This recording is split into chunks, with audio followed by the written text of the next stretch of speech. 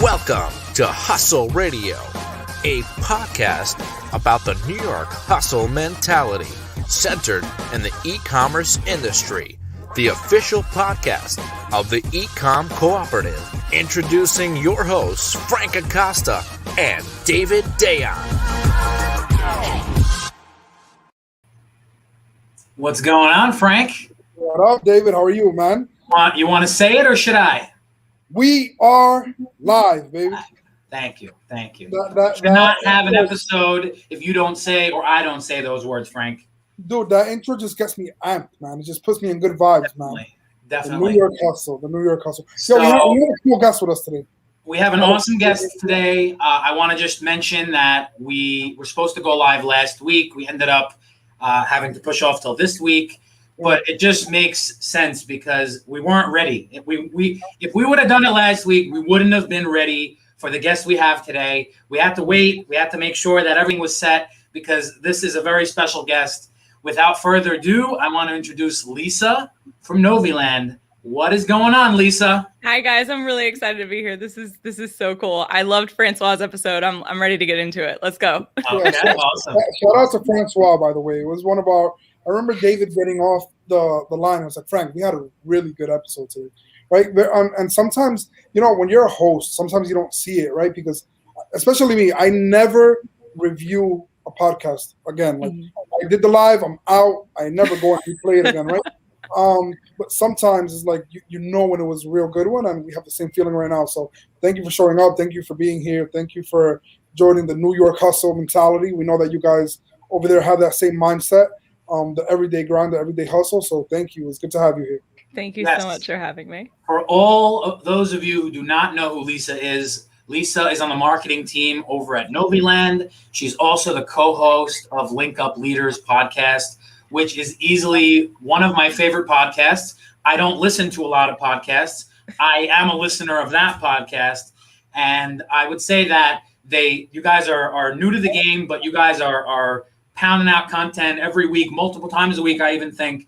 And you guys are very good, very, very high quality. I think I was on one of the first live episodes, and it was like, I would say, years ahead of our live episodes. You guys are awesome. You guys are delivering amazing content, and it's like a pleasure to watch it.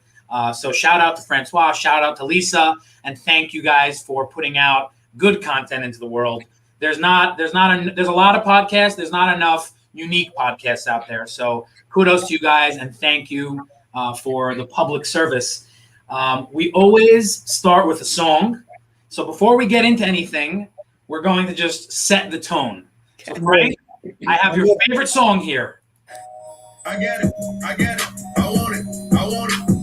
I want to say L'chaim. Let's get it. I am drinking. L'chaim. Not happy hour, but I am drinking. What they gonna say now? They really in the way now. Okay. All right, man. David, you've been grooving lately, man. I think we're gonna have to give you that DJ Dayon title, man. It's been look at him. I may have been a DJ once upon a time. I hear that. I definitely have a very wide variety of music that I like. If you would ask me, like, what's your favorite genre? I probably have to say like hip hop, rap, just because like the good vibes. But like I could chill with blues, jazz, country, like anything. Really, that's like I like any good music, any good song. So that's from your DJ world. Yes. The DJ back in the day. And backstage, we actually figured out that Lisa and I actually have a favorite artist, so we might have to cameo those guys in after and see what we got with an outro song. We usually do the same one for the intro and the outro, but today we might change it up. Nice. So, without further ado, I want to just jump in here. Today's topic is finding the right opportunities for growth. We felt like this was the right topic because it kind of pertains to a lot of different pieces that we think Lisa could shed some light on and help us with. We always try to keep it interesting. We're always trying to stay true to the hustle. We always try to pull something out of every episode. And I want to say that, Lisa was in a unique situation where she has been, I think, on Noviland's side of things, helping people grow, and then also within her own history of career history and experiences. I feel like there's something to touch on there. So let's jump right in. Lisa, we already gave an intro, but we want you to give in your own words. Who are you? What do you do? And maybe even though we explained what Noviland does, maybe you have something that you'll add in your own words. So if you can, just give us a quick intro to who you are, what you guys do, and we'll get started. Okay, awesome. So my name is Lisa Kinskey. I'm the producer and co-host of Link Up Leaders and also the marketing assistant at Noviland Technologies, Inc. We offer a full stack supply chain solution for really anybody looking to source products from overseas. So handling sourcing from our network of over 4,000 factories. We also handle shipping and logistics, quality control inspections, 3PL, and that's all done through our proprietary system. So a one-stop shop, if you will, for being able to manage all of those communications. So that's a really brief about what Noviland does. And that's exactly why I don't do those intros. Thank you very much. I can't do that. That was perfect. That was honestly like all those episodes you guys have done has paid off. So yeah, that was awesome. Might have been the best intro I've ever heard, and it was quite short and sweet. Can't get better than that. She gave an elevator pitch, man. It's that elevator pitch. Right? That is literally like I always say. My elevator pitch is like if we were going to the top of the Empire State Building. That elevator pitch was like any building you could get, like just quickly to the point. This is what we do. Thank you very much. You take your bow and then you pat yourself on the back and walk out. That was pretty good. You know what's so interesting about today's topic? Even though we touch a lot on e-commerce, this legit falls into every business, right? Finding the opportunity for growth is something that we all look for. As an agency owner, as an Amazon seller, as a brand, whatever, any world that you're in, you're always looking for the opportunity to grow, right? So, Lisa, when we talk about that, what opportunities are there for people in the industry to be able to grow their brand, grow their company? Because, no matter how tall you are, you can always grow taller, right, in the business of aspect. So, what are your thoughts on that? When we say everybody's looking for an opportunity to grow, where does that even start? God, there's so many answers to that too. And I think it's funny that you mentioned grow and building a brand and stuff, because we've done so many episodes about that on the podcast lately, because what's huge right now, right, is the aggregators. So for your own financial growth, obviously it can be exiting your brand if you want, right? And for those, you have to begin with the end in mind. You have to go into an e-commerce brand thinking, ultimately one day I can and will sell this for a 4, 5, 6, 7 time multiplier, and then be able to create more businesses out of that. That's what a lot of people are doing, is flipping it. But even just being able to grow on the day-to-day, listening to podcasts to grow your knowledge. And then I'm sure you guys did some business growth over at Prosper. I know you had to have grown your social following and stuff. I saw you guys live at all hours of the day and I was tuning in and, growing your network and, just growing. As you grow yourself, your business grows too, right? So you're always in sales. My boss used to always say this, everybody is in sales. Everybody's in marketing. You are always trying to sell yourself to that next client, or you're trying to sell your business. So the opportunity for growth right now is huge, just between all the content that's out there and all the products are not available on Amazon yet. There's still stuff to be sold. You can still get into the game, and now is a good time. It's just, there's so much opportunity out there. For sure. We definitely, just the fact that you're bringing up Prosper, I'm going to take that for a second. Sure. We spoke before Prosper. We spoke after Prosper. I know from Francois that you guys weren't able to attend, and we definitely missed you guys. We feel like next year, anybody who wasn't able to attend is going to come with a vengeance to network even more. And this year it was great to get back to just in person, and we definitely missed you guys. It was definitely a lot of fun, but hey, you know what? We should have a lot more opportunities to link up and to get, to meet in person. There's a lot more events coming up, and we're definitely looking forward to meeting everyone in person. There's nothing like in-person meetup, nothing like it. Oh, I know. And I really hope that we get to make it to prosper next year. I used to do conferences at my old business where you didn't even know who you were meeting. Like some of these people didn't have LinkedIn's. You definitely never video called with them. Then you go to a conference and it's like, oh, I'm looking for so-and-so. It's like, oh, that's me. I'm like, oh, I had no idea. Like now I know everybody. Fast forward to today, and it's a different world. Different world. Meeting everybody through like the show and just like the partnerships that we've created. It's like, man, I want to be out there with you guys, but we're working on something too big to, separate out quite yet. So that's why we decided not to go. So I want to, I guess, pull out the essence of what I think as far as Noviland goes. You guys are helping people grow and helping, like a lot of times someone will get started. In a previous episode, we were saying, just get started, right? Mm-hmm. An Amazon seller, year one, very rarely has everything right. I'm curious if you guys find that you deal with more new sellers or more existing sellers who are just trying to fine tune things. I'll explain why I'm asking this question with the next question, but I'm curious if you guys have is it like 50-50 split, or do you find that there's more one way or the other? I'd say of the phone calls that we're having, and I don't actually have any of the onboarding calls. Those are all Francois and now our new customer success specialist, Jack. But I'd say the calls that we're receiving are about 50-50. We do have a lot of folks coming to us saying, I want to get started selling on Amazon or on eBay or on Shopify, whatever the case may be. And I want to get started. Here's my budget. Here's what I want to sell. Can you help me? And just hitting it very much so from that kind of Alibaba sourcing perspective of just like sending out 300 questions to 10 factories and then wanting to get a response and start sourcing for the, lowest price at the lowest MOQ kind of thing. We do get a lot of that, but the best kind of fit for us user-wise is somebody who's maybe sold a product or two already. They have a little bit of experience, a little bit of capital, and they're really looking to either elevate their supply chain or they're looking to streamline it and really just make it easier on themselves. Perfect. Two very important things you just said: elevating their supply chain or streamlining it. So as far as that goes, and I was hoping you would say either that the majority of the clients are existing sellers who are fine tuning, or even better, I'm saying not better, but another way of that, you said that you feel that you're bringing something to the table. Let's just say like this: with the guys who are coming to you in the beginning, they're lucky.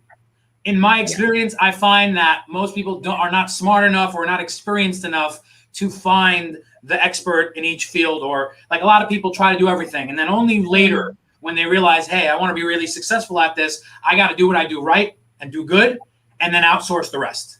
Yeah. And on that note, like when you have an experienced seller who's already selling for a year or two, who then comes and says, hey guys, I need to find a better way to do this. You guys can then come in and help them really, really grow their business, because it's not like you're starting from scratch and you have to just get your feet wet. You have an existing business. It's just not set up the right way. So you kind of go back to the drawing board and you take a step back to take 5 steps forward.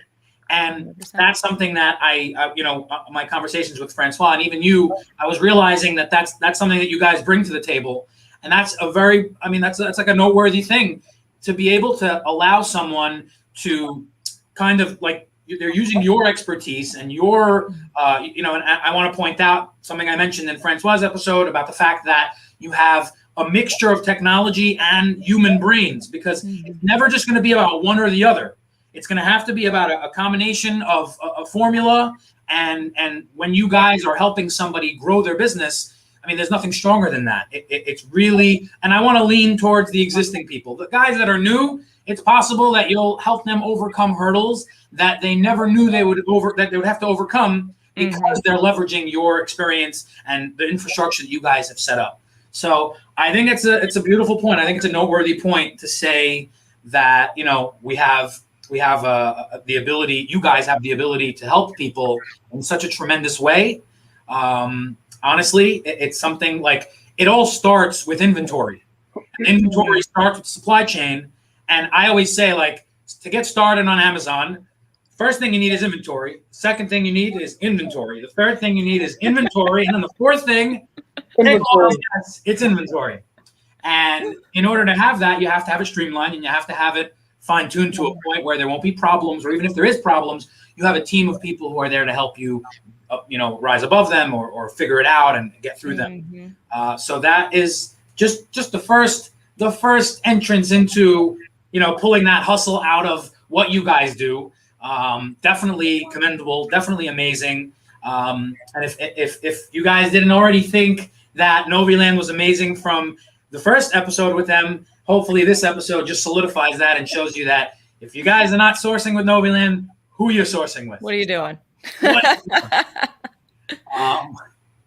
Okay, I want to mention something else.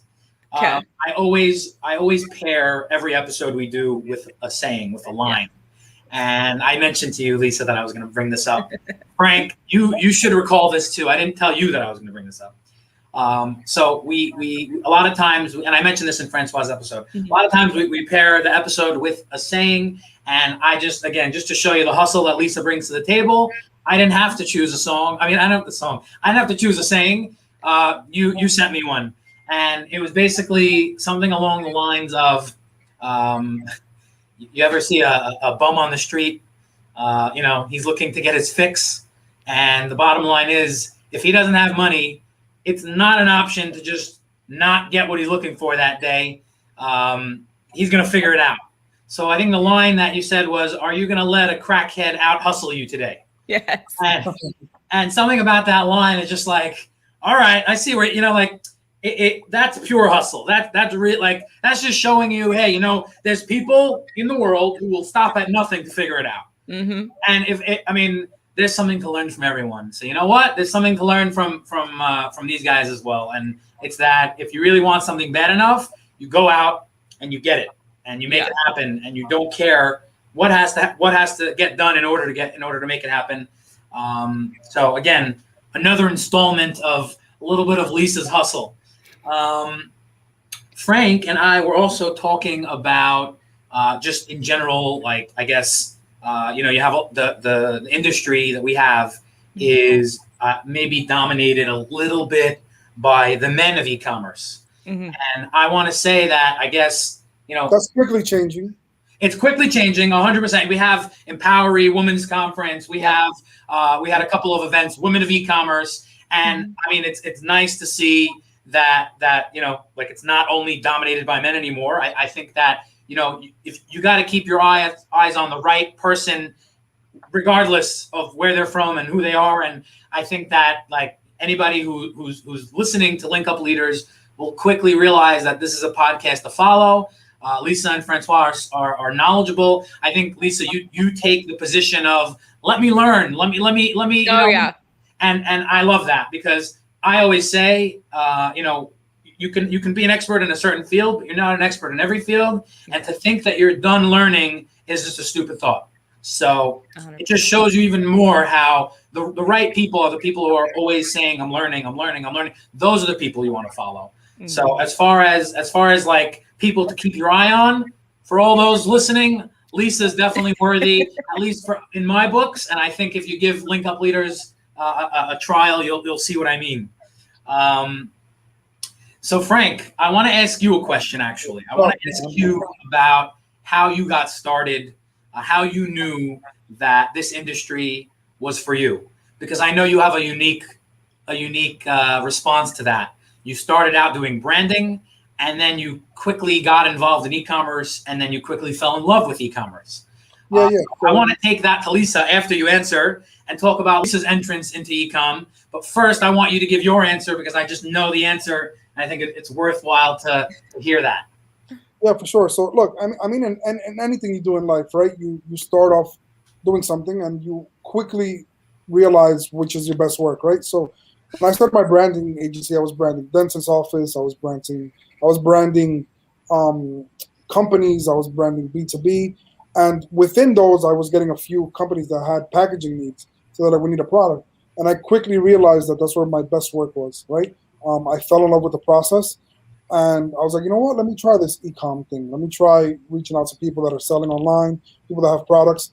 And I connected with the right people, man. So I'll tell a longer story one day when we do a podcast on our own, because I could be here for an hour talking. But, I quickly found out where my best work was. I decided to niche, right?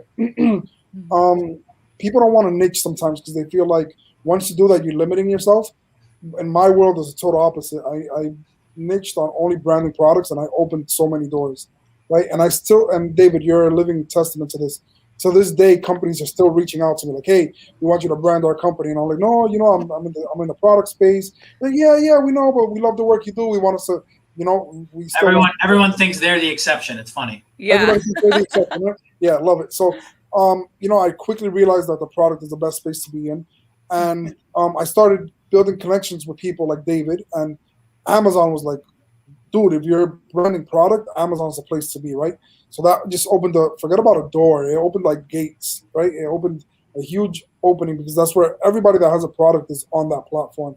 And quickly, I've come to realize that if you're not doing the branding correctly, you're just another product on Amazon, and that's a big problem because there's so many competitors out there, right? So you're just another kid on the block wearing the same shoes, right? So I've realized that if you brand yourself correctly and you're the new kid on the block wearing the new shoes, you stand out, right? It is what it is.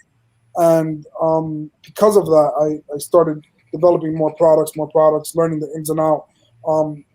My success is trial and error. I always say that whatever I succeeded in is because I failed at it so many times. And I tried to make the best of it, right? I remember my first, and David, I never shared this with you, but I think it's worthy of this podcast. I remember the first packaging I did. They're like, dude, like, do you know there's so many rules to packaging that I can't even, if I even was to put this on a shelf, like the lawsuit that I'll be in, right? I was like, what the hell are you talking about? It looks great. They're like, yeah, but there's barcodes, there's UPC codes. I was like, so I quickly started to learn that, and just grasping where I thought my best work was at. And not only that, I was passionate about it. I was passionate about products, and it became a thing for me.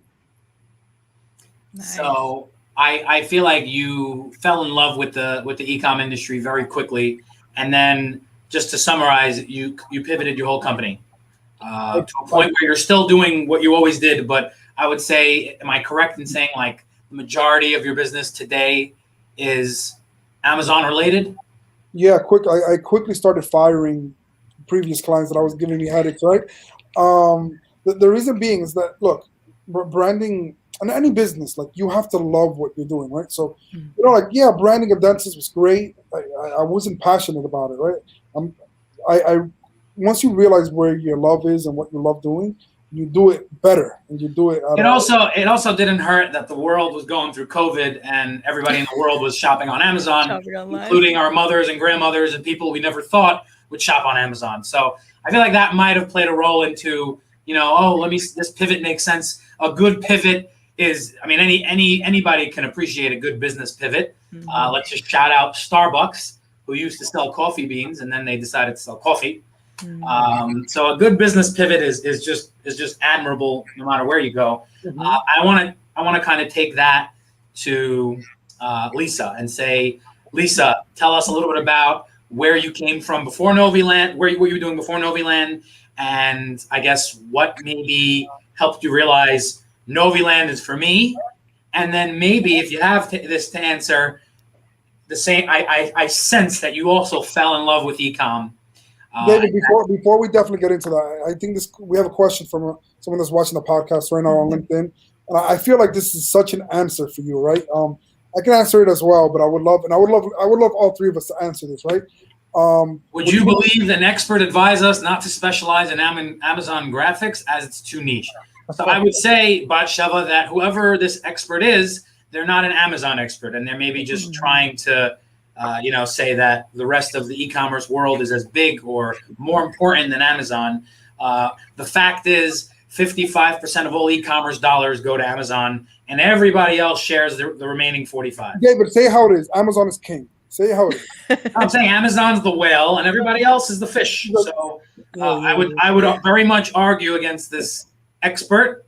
And tell you that Amazon is. I'm not saying that the rest of e-commerce is not important, because, like I said, 45%, still 45%. But if you can easily accomplish 55 with one, I'm gonna translate everything you said in one sentence.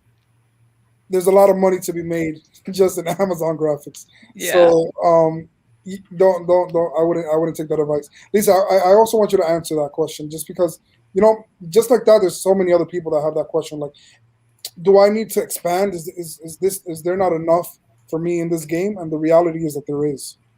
Oh yeah, there's a ton, especially in ecom. I mean, I don't think that it can hurt to kind of diversification is always going to be good, right? But you have to be strategic about how you diversify. We were talking to Paul Barron about, when he went to go expand his product, and he said you've got to have that one taproot that you're really, really strong in, that you do really, really well, and then you can kind of diversify the branches. He was likening it to a tree. I mean, if you decide, and it's all about where your audience is too, right? Like if your audience is solely on Amazon, then stay on Amazon, man. But like, if you can diversify to Shopify and there's some benefit there, or Walmart's getting huge, y'all, that's never a bad thing to do. But there is money to be made. I mean, I don't know. I can't keep the number straight in my head. I don't know how many hundreds of thousands of people making money on Amazon that are joining each month. I mean, it's insane. There's money there, y'all.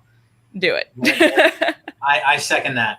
I want to just revisit back to the question I asked before about your entrance into Noviland, and I guess how you decided, how you made the decision that was for you.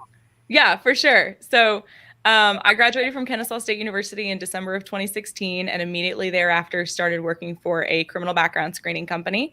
And I was with them up until March of 2020 when the COVID layoffs hit, because in background screening, you have to go into the courthouses to get records. And if there's no courthouses open to get records and nobody's hiring, so there's no searches to run, you kind of run out of work very quickly.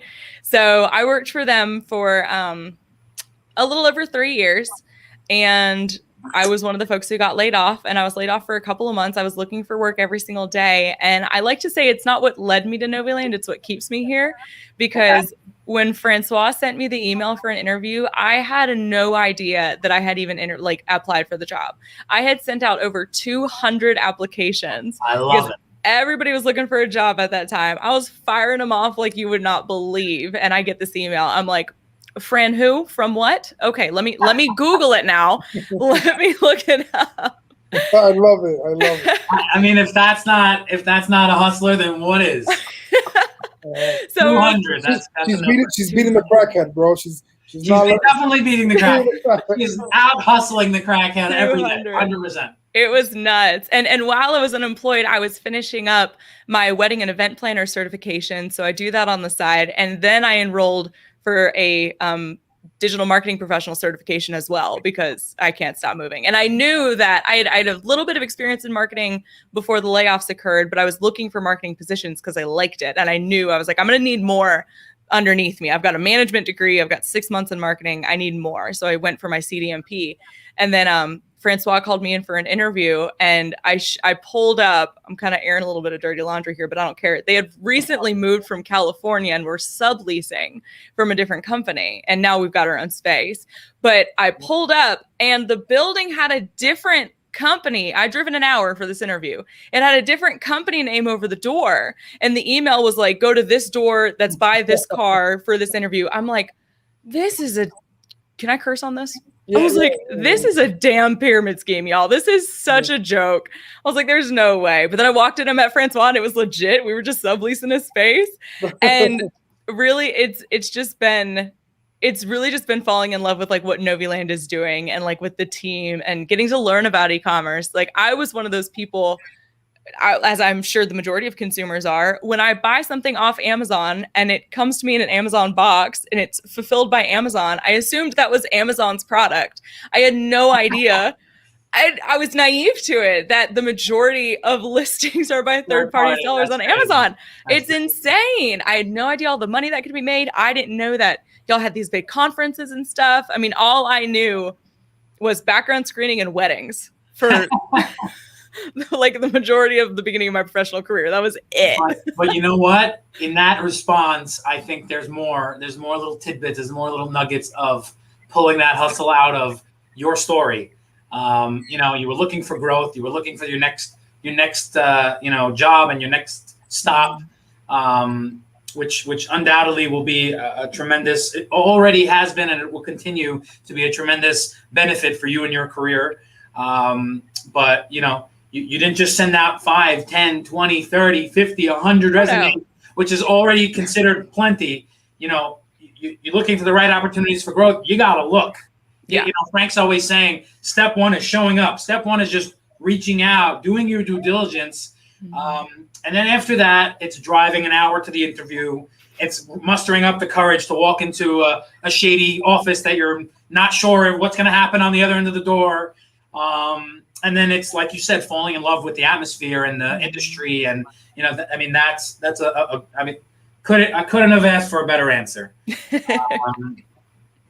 I mean, it's definitely like refreshing to hear everything you're saying. And, you know, like Corona changed a lot of things. COVID. Everybody, I mean, people lost their businesses. Frank and I, at the very, very beginning of our lives, were just, I guess, I don't want to say bragging, but like saying, hey, we know everyone in the world is complaining about COVID, but for the e-com world, it did a lot of good things. So I don't want to say like, obviously we don't want to, you know, everyone should be healthy. Everyone should be great. But at the same time, you know, you have to find the silver lining in everything. And you might say that the silver lining in this whole past 2 years is that e-commerce has exploded. And just like a lot of businesses evaporated, a lot of businesses came out of nowhere. A lot of careers emerged through Corona.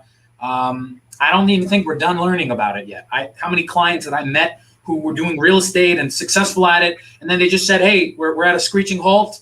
Let's just do some Amazon. The stat was so many sellers are joining Amazon as sellers. So many people are joining as sellers, and the e-com industry is really, really blowing up more than it ever has been. Oh yeah. So I mean, I think that there's definitely a lot to digest here. There's definitely, I mean, like I said, it's amazing to hear your story and hear about how you got started, and we can see that you're passionate about it. We can see that you're, you know, very, very committed to what you do. And like I said, we love the podcast. Please keep it up. I'm looking forward to Frank's episode, hopefully soon. Yes, we got to get you on the schedule, Frank. And just in general, all of the episodes, you guys are great. It's like I said, it's hard to find good content out there. And, you know, again, thanks to you guys for putting it out there and being consistent about it. Oh, thank you so much. That's so nice of you to say. And we do. It's a super, that was one of the biggest things for Francois. He was like, there's so many Amazon specific shows. We don't want to be Amazon specific. We want to cover all of e-com and all of supply chain. He's like, and I want it to be laid back. So anytime I bring anybody on the show now, and David, we have to have you on again. We're so much more structured now than we even were before, because you were our first live stream. And even when I like tell them, I'm like, feel free, like speak freely, do whatever you want to do. This is a podcast run by two millennials, for God's sake. Like anything goes, truly. And everybody's like, okay, yeah, cool, let's run it. if I tell you some of our stories, I'll tell you this, man. Our podcast came from a complete mistake, and it's transitioned into this, right? It's like I remember our first like live, David. I remember an occasion where we're on StreamYard and we couldn't even go live, and David obviously takes it more serious than I do. Like when it comes to like, David wants to go live at 10 on the dot. Yes, like, it was 10:03, 10:05. It's fine, right? He's like, no, on the dot, right? So, you know, I believe that everything's live and learn, right? We learn from our mistakes and we do it better, and that's all that matters. So, absolutely. I definitely want to keep seeing your podcast out there, and I love the fact that you know, that you mentioned like when we first started, it was like it wasn't the best. It wasn't. You know, I say that when we started, we were a complete shit show.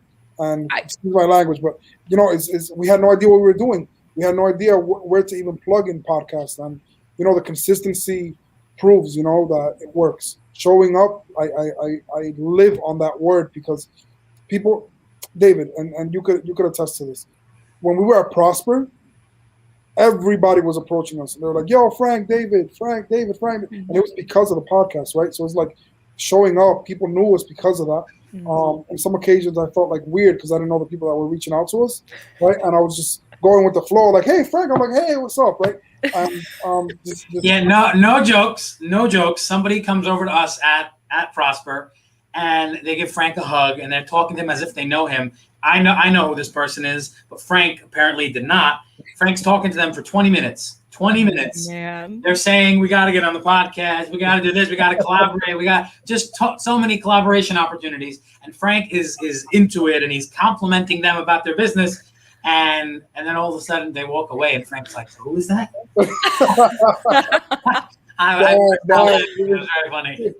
So, Frank, not to throw you under the bus, but it's definitely like sometimes you got to just fake it and act like you know the guy, and it is what it is. And then after you ask, so who is that guy? Sometimes that happens. It is. I didn't want to be that dude. Like, excuse me, who are you? Like, he was so into the conversation, right? So I was like, I'll get to know him as we speak, right? But the point that I'm getting at is like when you show up and you're consistent, things happen for you, right? In any business, any aspect.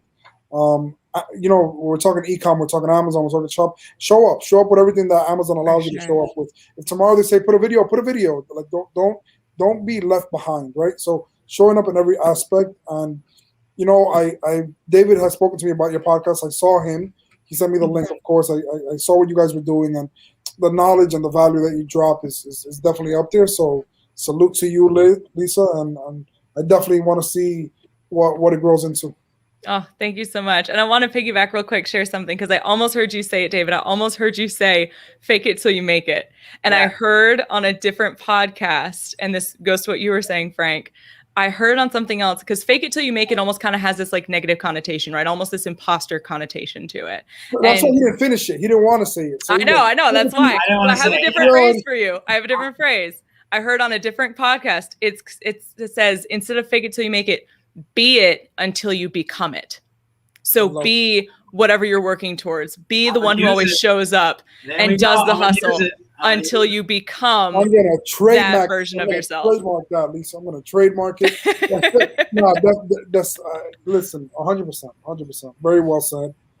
So before we wrap up, guys, we're going to have an outro song. But before we wrap up, I want to just mention that the Ecom Cooperative is going to have an event in 2 days, Wednesday, the 28th, 4 p.m. Eastern Standard. It's called Seller Mania. I'm going to play a quick promotional video, quick 25-second video explaining what it is, and then we'll go into our outro song. Hold on a second. Love it.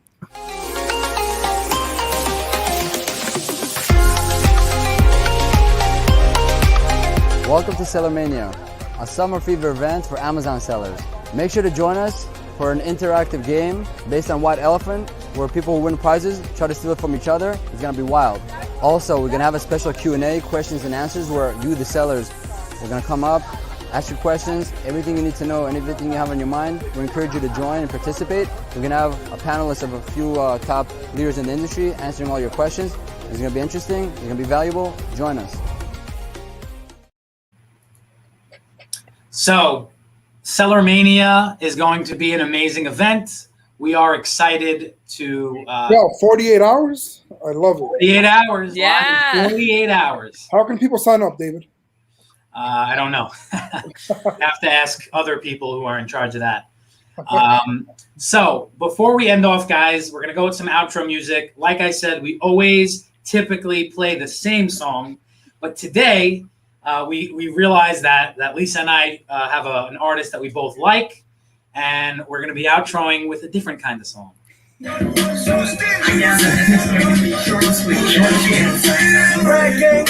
is the first song that he made that was like a total banger. Yeah, baby. You don't know this, Frank? Yeah, of course. Thank you for joining us, Lisa. Thank you. A lot of fun. Lahayim, everybody. Lahayim. Bye. Shout out to Lil Dicky, Dave. Lil Dicky. He's awesome.